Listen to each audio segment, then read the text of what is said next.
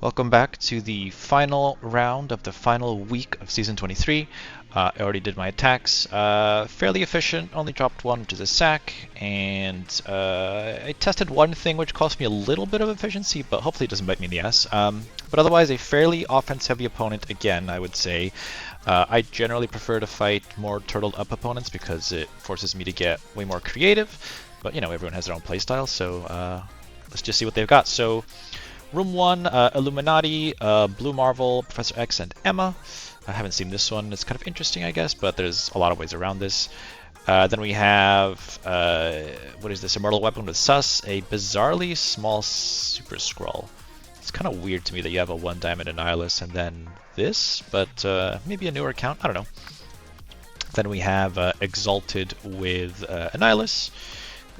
Phoenix Force with Black Cat and Minerva. I guess this is just anti-dorm, and it can be this. What is it? Minerva can be a little bit annoying, I guess. New Mutants with Mephisto, which is pretty common these days, and then Starjammers, which I haven't seen in a while. No Lilandra, but at this point, nobody's saving Lilandra, so if you're gonna run this, you might as well put Lilandra back here. She'll make this, I don't know, maybe a little bit harder, but there's so many things that kill this these days that Starjammers are way past their prime. So anyway, yeah, let's get right into the attacks. So room number 1, since there's no Symbiote 6 on defense, which is interesting because usually they're on defense, even if not with Professor X or with Annihilus.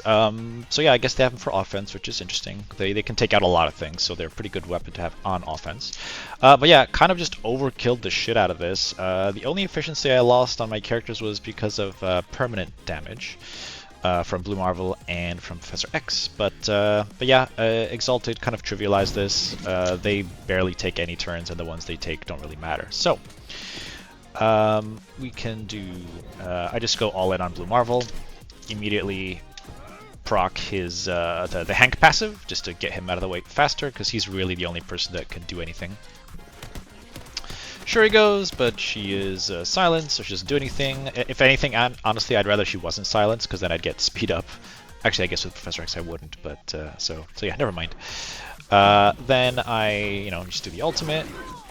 Sure he just dies, so now assists are on the table once Professor X takes his turn. Blue Marvel goes, does his thing, but doesn't really matter because Angel's going to heal it all up, and so is Odin. And we do the Odin special, get everyone back up and running, offense up, all that good stuff. Emma's a mutant, so she just gets completely neutered by Storm. And now I've also got swipes going.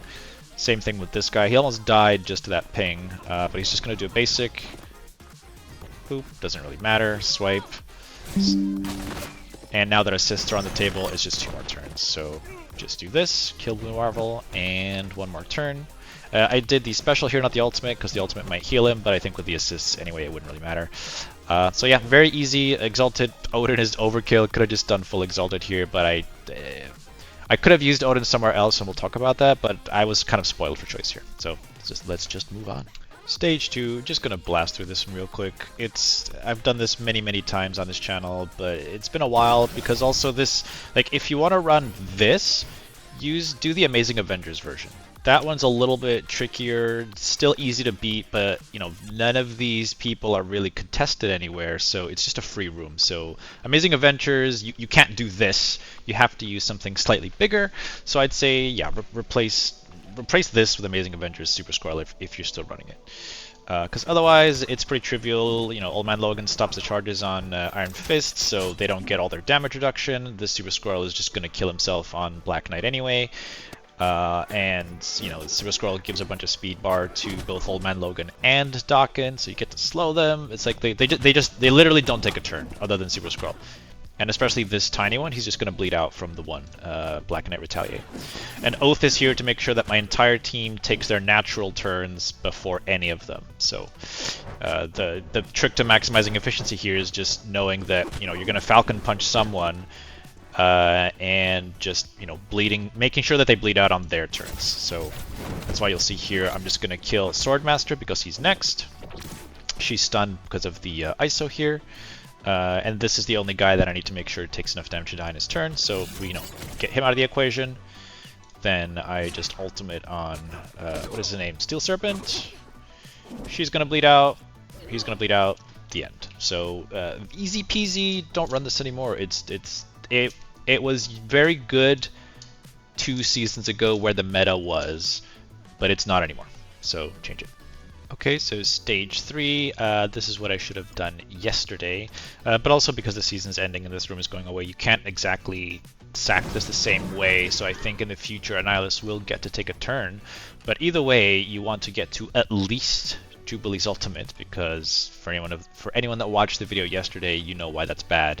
If you didn't, go watch it. But yeah, without Rachel here, basically one character dies every single turn, and the Exalted gets speed bar, which means Annihilus doesn't get to take a turn because they just lap him. So my team will basically just die to the Angel ultimate, which is perfect. So keep going. You can see the turn order here. Like they keep creeping up again, but you know, I just want him to not take a turn. I want to get to at least here, or well, at least here, I guess. So there's a Jubilee ultimate.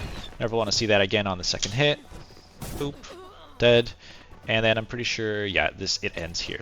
So outside of this room for the next season, assuming there's no assist room again, you definitely want to get to Jubilee ultimate.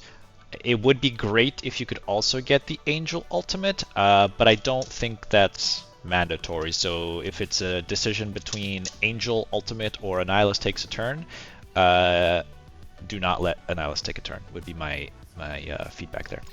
So, or proposal, whatever. So let's just go into the actual hit, and yeah, you're gonna see this attack is wildly different than yesterday. And it's not just that the Annihilus himself is hard to push, it's the amount of healing a 4 Diamond Annihilus does to the rest of the team is just insane. Like you're just gonna see how much different this is today. So Morph goes, sure, do your thing. Did nothing, didn't even break my barrier. Another basic, dodged it, sure, whatever. Okay, now we start getting into the real meat and potatoes. So, one special from Eclipse. This guy's at half health, which is crazy. Obviously he's going to heal it back up, but you can just tell how much more damage this guy is taking compared to 4 Diamond Annihilus because he has less health and he's healing less as well. Otherwise, this mostly plays out the same as you'd expect, although it's going to change very soon, sooner than you might think. Then we do the Thrasher ultimate. Boop. Now we're off of Angel. The Angel placement next to, Angel and Annihilus being next to each other is a bit wonky. I would not have Annihilus next to Angel, especially a 1 Diamond Annihilus, because you saw I just blasted him with Eclipse. So put him, just put someone else next to him. And then this Daredevil now, he is a Raider. I do the basic because part of the theory here is, when there's a lot of little minions on the field, Annihilus gets to go way faster because they give him a lot of speed bar. I kind of don't want to kill the rest of the team until I'm done with Annihilus, so I do a basic here, and I push the rod. Like, this fight is over. So it's a pretty crazy difference, right? Like a 4 Diamond Annihilus, you have to hopefully push him by a Speedball's second turn. 1 Diamond just gets obliterated. This used to not be as easy because there was that Angel bug and he could not get vulnerables, so it was harder to do this. But he was only hit with Raiders plus the bad placement. So yeah, at this point I'm like, okay, I guess I don't care. And now also assists are on the field because the only person stopping assists was Annihilus with Rod, and once Rod drops you can get assists, and there's no Wolverine here. So this fight is super over. I probably shouldn't have hit Angel here because he still has Vitality, which means that's a lot of damage reduction, but also I also kind of just didn't care. Like, they're not going to do anything to me. It's fine. So you'll see here, and this is funny. Eclipse Ultimate. They're all at full health, right? Okay then. So yeah, kind of crazy how much damage this team took this time. I actually still don't understand why Eclipse Ultimate killed them all that quickly because they were full health. I know that they had a exhaust, but yesterday when I tried this, they were all really healthy. So I don't know. I'll take it, obviously, because I kind of screwed up the sack yesterday, and I could have just done something similar. But yeah, we're better equipped for next season to deal with these now, so we can just move on. All right, so stage 4. I'm actually enjoying these Thunderstrike Blastar Mephisto attacks into Phoenix 4 compositions. Luckily, haven't run into one that would be problematic for them yet, so maybe I'll regret saying this. This one ended up a little bit less efficient than when I did it, I think. It was either round 1 or late last week, but that's because this team died too fast. And also I kind of won the Jeff coin flip, which ends up being kind of worse from an efficiency perspective because I don't have a chance to heal up. So what happens is Black Cat gets to go. Cool. Now, if Magneto wins the coin flip here, these two get rewinded early, and then Jeff goes fairly late. But by that time, he has Time Warp, he does an ultimate, then you can use the special and all that stuff. But because I won the coin flip, I actually do a lot of damage to them early, which, you know, it's not bad. It just means I'm not going to get a chance to heal my Jeff up. See, like, that just killed 2 people straight up. Now Magneto goes, he does this. My Jeff isn't going to die here. It gets close, but because he doesn't get one shot, the death proof from Mephisto will always save him. He took a little bit of extra damage from a Black Cat Retaliate, I think, or something. That's why he's like really close to dying. But he shouldn't... I don't think he'll ever get one shot until at least there's more diamonds on Magneto. But then we get to do an empowered basic on what's his face, Omega Red. He always barely doesn't die to that. Then I do the Blastar special over here. I didn't want to kill Phoenix too early, so I was kind of slow playing it. Then I did the Thunderstrike special to kind of heal him up. But then she comes back, and she does get to do her special, which unfortunately goes through barrier, so it kind of unhealed him. And then I did the basic here thinking I was going to do less damage. Maybe I should have done the special, but I think that would have killed her anyway. But yeah, the special I think would have killed her because, let's see, this is 380% damage, this is 350? I still think she would have died, basically. So yeah, because Jeff didn't get to take a turn and do some damage, he doesn't heal himself, but also with only one person on the field, he probably wouldn't have healed that much. So yeah, I mean, pretty safe attack. I'm just lamenting losing a little bit of efficiency just in case that matters. But anyway, let's go to the next room. Alright, so stage 5, this is where I did a little bit of science, and it cost me some efficiency. Because I was debating, do I bring Breaker or do I bring Odin? Both have their own benefits. I decided to try Breaker. I think Odin would be better just for keeping people healthy. So you'll see how this plays out now. And some unfortunate targeting also caused Bullseye to die. I think in the past I would only lose one character. Well, I say in the past, I've only done this once. But last time I did it with Professor X, which is great.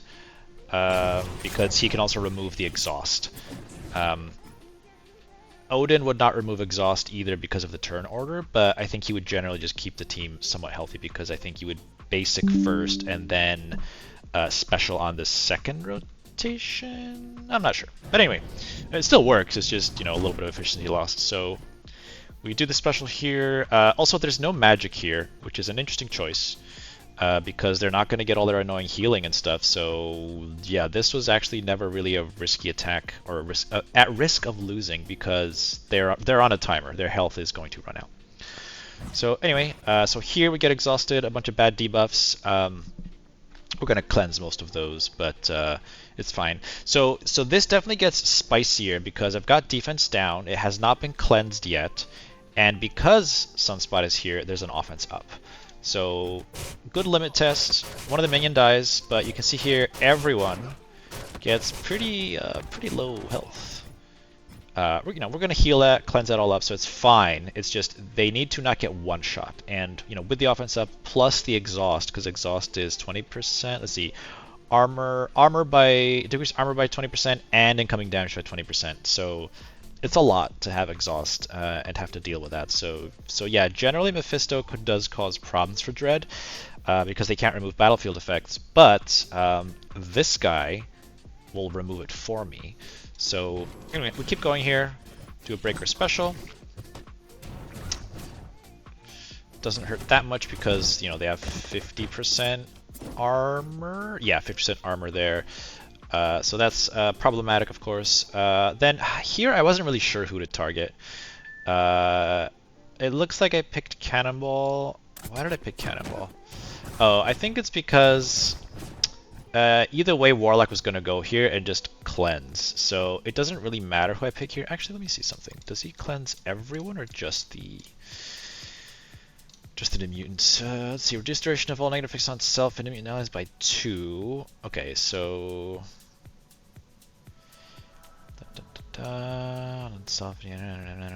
okay, yeah, so I guess I should have just done it on him because any damage on him is not going to get taken away, plus his basic from the mind control would do permanent damage, so that would have been a better choice.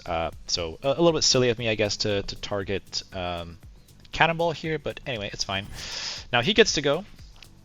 Boop. So this definitely hurts. Luckily I've got some death proofs on him, but he's not long for this world. But you can see the Warlock ultimate really didn't do too much to me, and it removed the battlefield effect, so letting him go is actually fine, assuming your team can survive it. Now I do the ultimate here. Still a pretty tanky team. They're still getting like annoying, death proofs and stuff and stealth because of the rest of the passives. Then I just go for Mephisto here, because I still don't want him to use his ultimate. Now finally Cannonball gets to go. So maybe I could have gone for him instead, I guess. I'm not sure if it would have killed him though with so many deflects on him and the death proof. Here, Sunspot special. Unfortunate targeting, but it was bound to happen anyway. Now I do the Breaker ultimate on Warlock.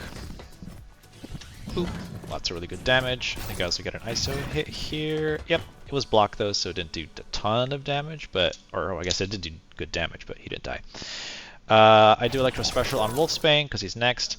Now, here's the problem. Cannonball hit... Well, sorry, he's got 6 deflects. He's going to hit here, which means he's also going to hit here. And my bullseye's dead.